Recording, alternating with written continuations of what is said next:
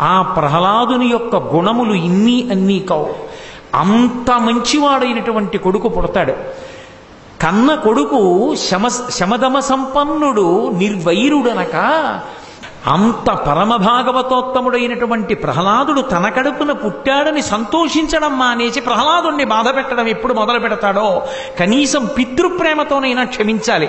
తండ్రిని కూడా మరిచిపోయి ప్రహ్లాదుణ్ణి చంపేయడానికి ఎప్పుడు ప్రయత్నిస్తాడో అప్పుడు వచ్చి వాణ్ణి చంపేస్తాడు.